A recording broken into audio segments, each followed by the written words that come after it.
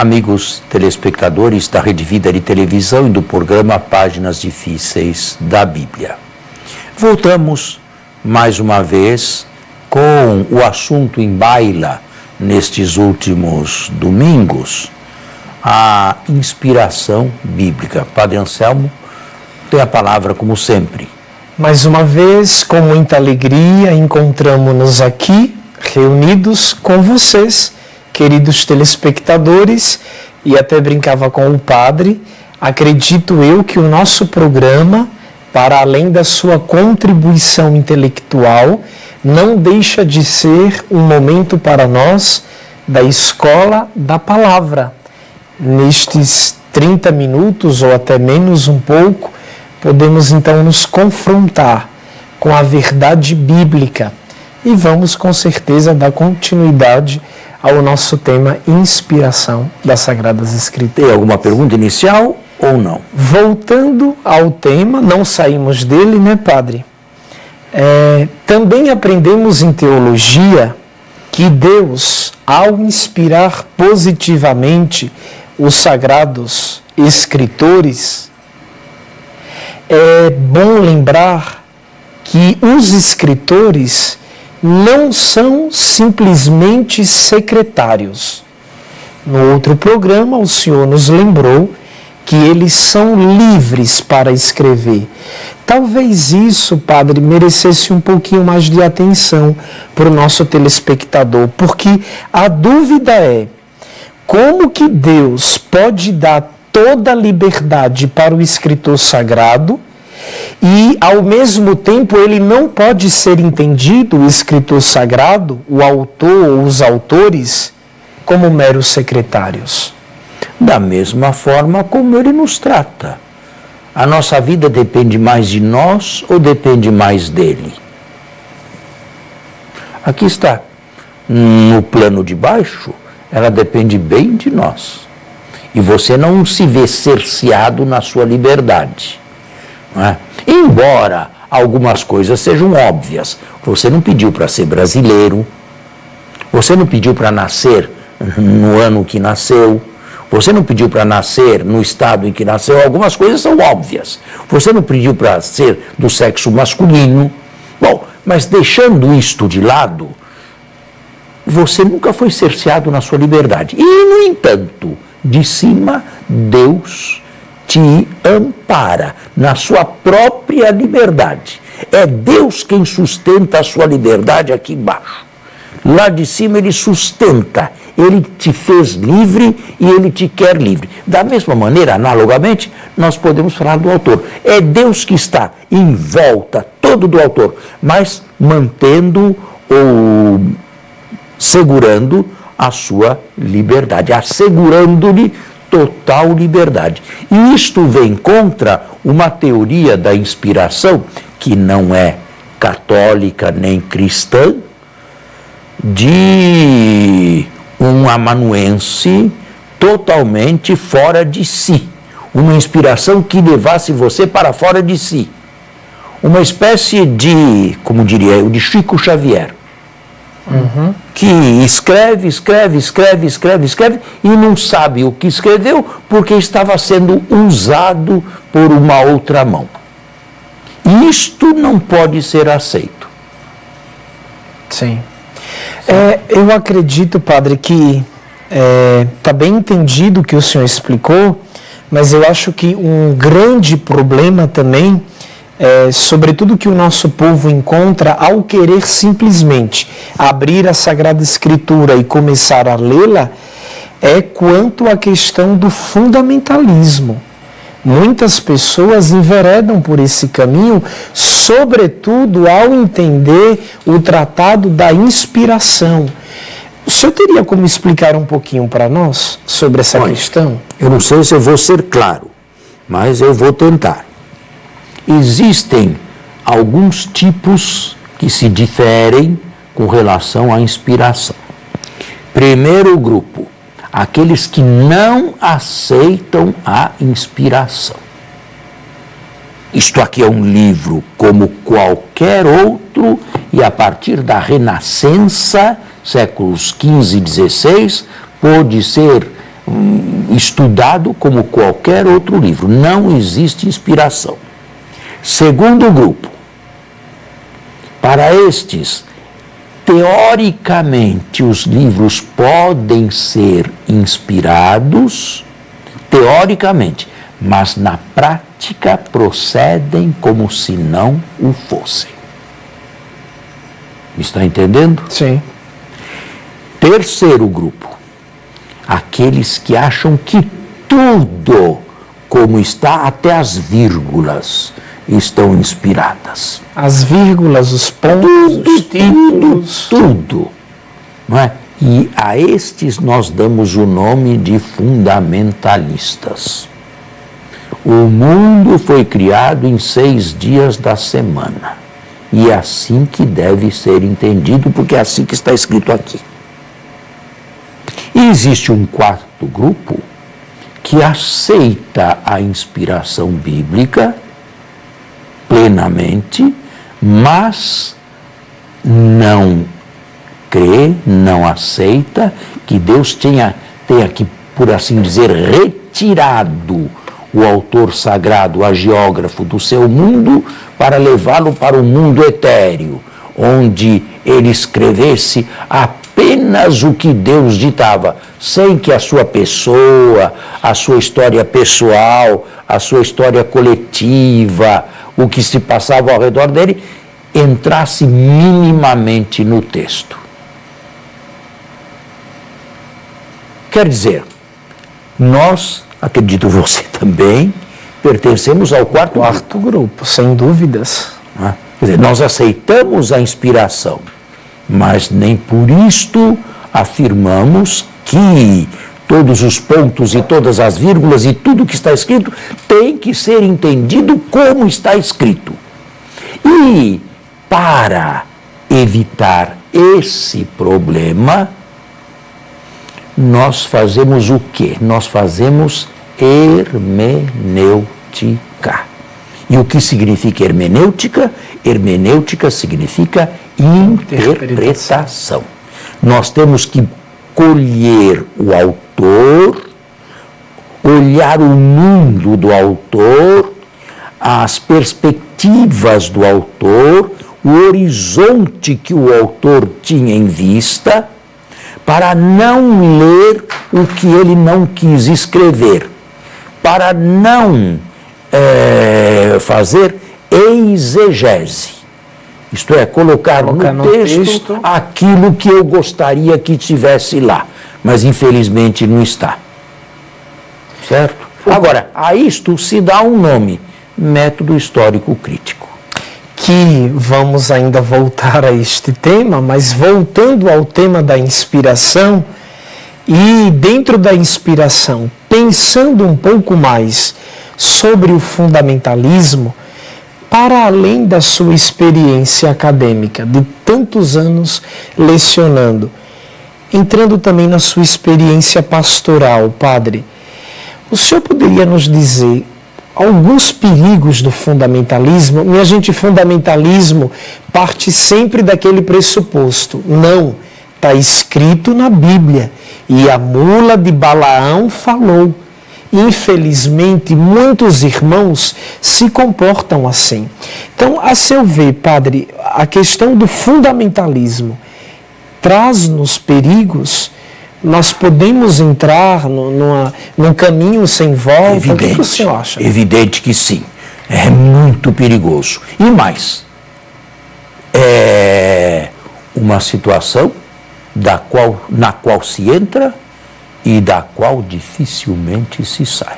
Por quê? Porque eles têm certezas. Não provam nada, mas têm certezas. E como é que você vai mexer na cabeça de uma pessoa que não sabe nada, mas tem certeza de tudo? Não dá. Não dá. É melhor alertar. É melhor fazer com que outros não cheguem lá. Porque se chegarem lá, é difícil voltar. É como um náufrago. A água vai levando, vai levando, vai levando, e a salvação fica sempre mais precária.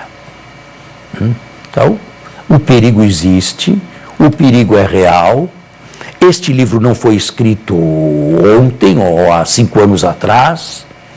Nós temos que interpretar o que foi escrito, porque Deus não retirou o agiógrafo do seu meio ambiente, da sua história, da sua visão. Então nós temos que conhecer o mundo do autor, e a isso nós damos o nome, eu já falei, de método histórico crítico.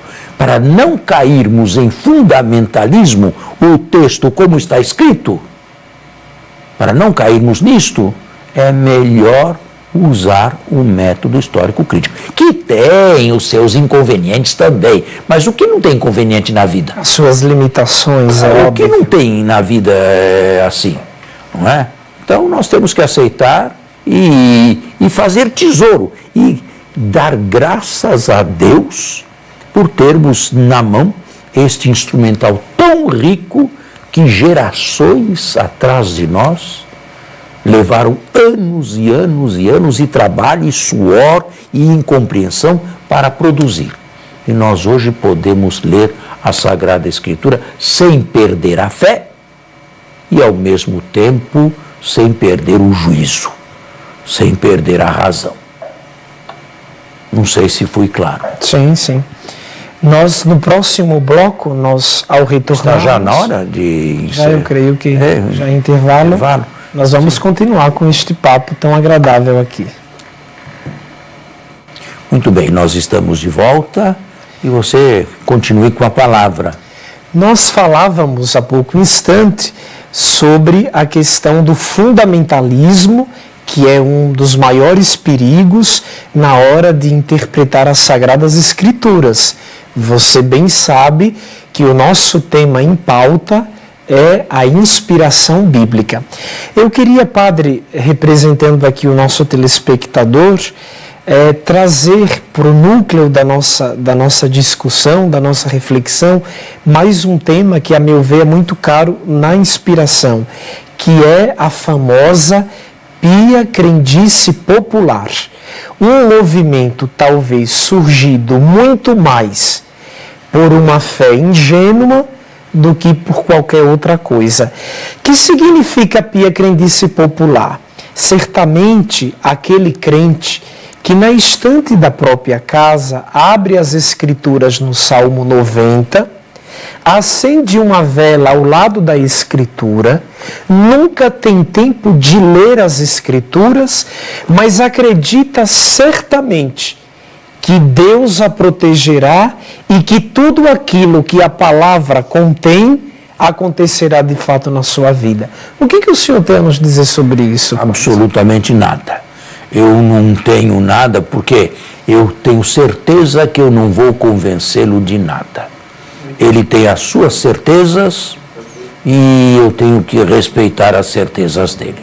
Claro que eu não concordo com absolutamente nada, nunca ensinei isso nos meus 40 anos de docência, espero nunca ensinar, espero que ninguém me tenha entendido mal, também espero que ninguém tenha perdido a fé nas minhas explicações bíblicas. Pelo contrário, eu espero ter robustecido a fé de muita gente e transformada a fé de fé ingênua em fé mais sólida.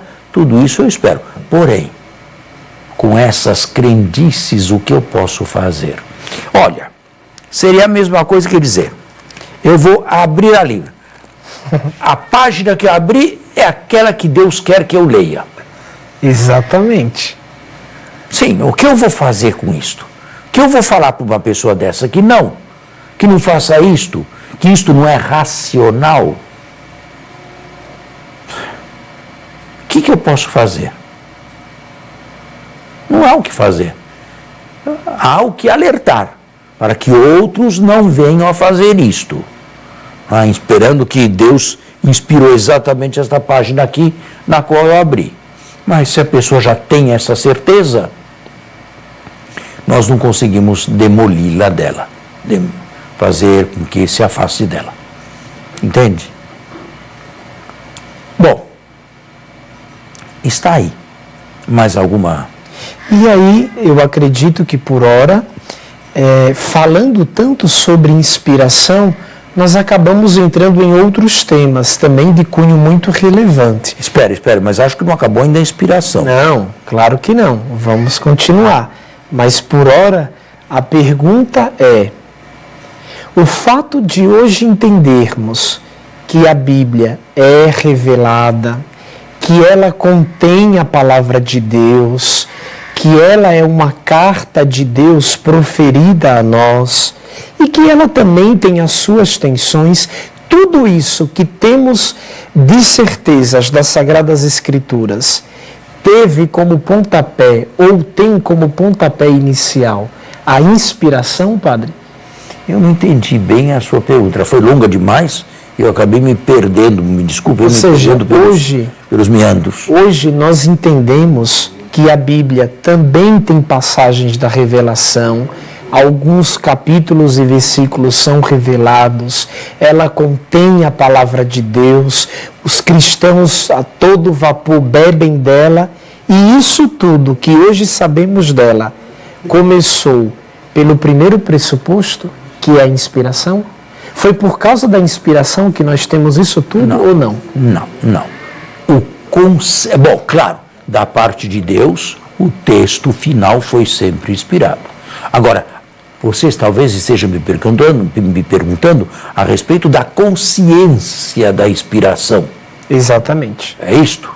Não. Esta consciência da inspiração, a Igreja foi tomando, foi tendo aos poucos. O judaísmo bíblico fechou o seu cânon no final do século I ou início do século II da nossa era.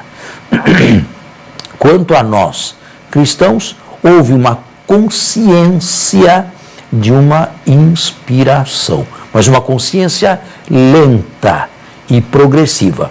Isto é, com o tempo, com o passar do tempo, a Igreja foi tomando consciência de que uns livros eram diferentes de outros.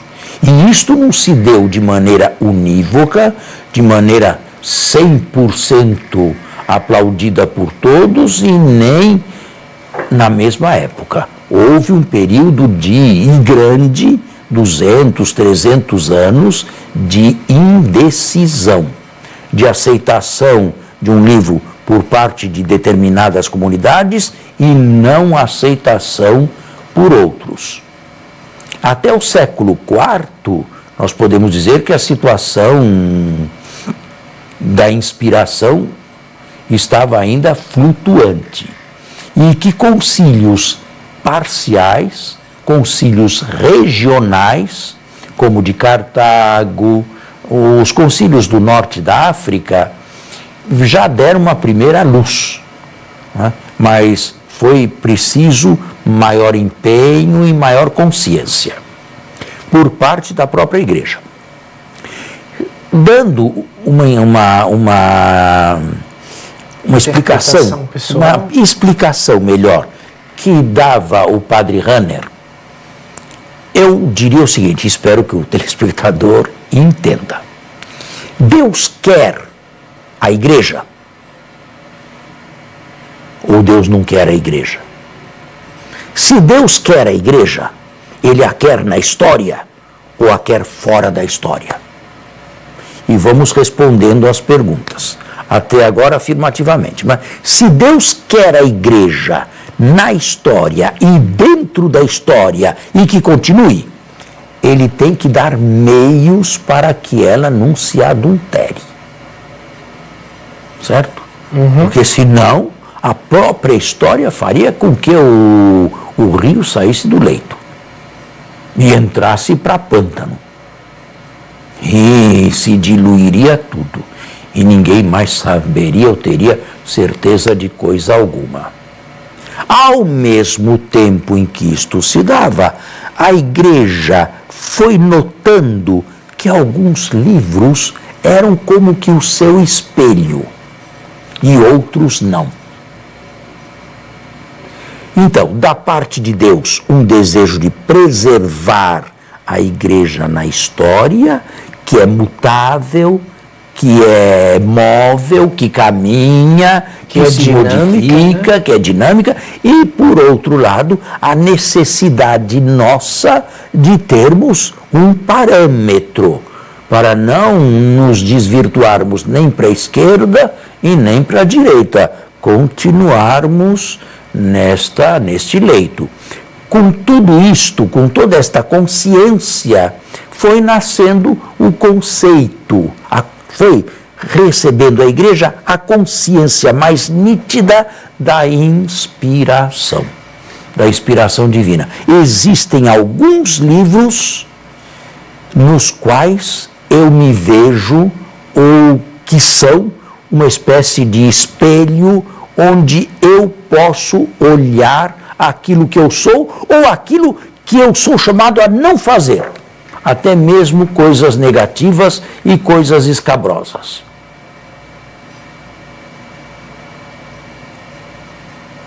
E daí, aos poucos, foi surgindo o conceito mais claro de inspiração. Até o conceito receber a sua formulação sistemática que hoje conhecemos, né? E quando foi que recebeu? Se lembra? Não me recordo. Se lembra? Ele recebeu isto no dia 6 de abril de Concílio de Trento. De 1546. Século XVI? Século XVI. Foi lá que se deu... Ah, mas aí você já está entrando na canonicidade dos livros. Mas as duas coisas são... Ah, e os conceitos se batem, verdade? Né? Por quê? Se eles são inspirados, eles formam um conjunto de livros inspirados, não são todos. Não, é que eu nunca tinha relacionado o amadurecimento do conceito inspiração e o seu encontro. Interessante isso. E o encontro do amadurecimento da inspiração com a canonicidade. Era preciso saber, sobretudo contra os reformadores, que voltaram ao cânon breve hebraico, quais eram realmente os textos inspirados. Então, da consciência da inspiração, brotou a necessidade do cânon, de se realizar o cânon. O que significa cânon? Cânon significa um metro, ou melhor, uma medida. Pode ser um metro, pode ser uma vara, pode ser o que for, mas uma unidade de medida. Isto é, isto aqui é um cânon. O que couber dentro disto aqui seria canônico. Foi o que aconteceu com os livros da Escritura. O que não cabe dentro disto aqui não é canônico, ou seja, não é inspirado. Então, mas é uma confissão. Eu nunca, estudando esses conceitos, eu nunca consegui relacionar que com o amadurecimento da consciência da inspiração, houve necessariamente o início da postulação da canonicidade. Olha, a escola da palavra. Enquanto as coisas não criavam problema, não havia necessidade do Concílio de Trento. Sim. Mas quando as coisas começaram a ser problemáticas, quando Lutero começou a expurgar livros do cânon, era preciso que a igreja se posicionasse. Que aí veio toda a reforma. Afinal, né? Quais são os livros inspirados? E em que a igreja se baseou para afirmar uma coisa dessas? Em que ela se baseou? Eu acho que nós vamos ter que deixar essa pauta para o nosso próximo programa, padre. Já estamos no final? Já? Então, foi rápido demais, não é? Até para mim. Muito obrigado e ficamos devendo maiores esclarecimentos sobre isso na próxima semana. Até lá. A você e a sua família, um bom domingo, uma boa semana. Fique na paz do Senhor.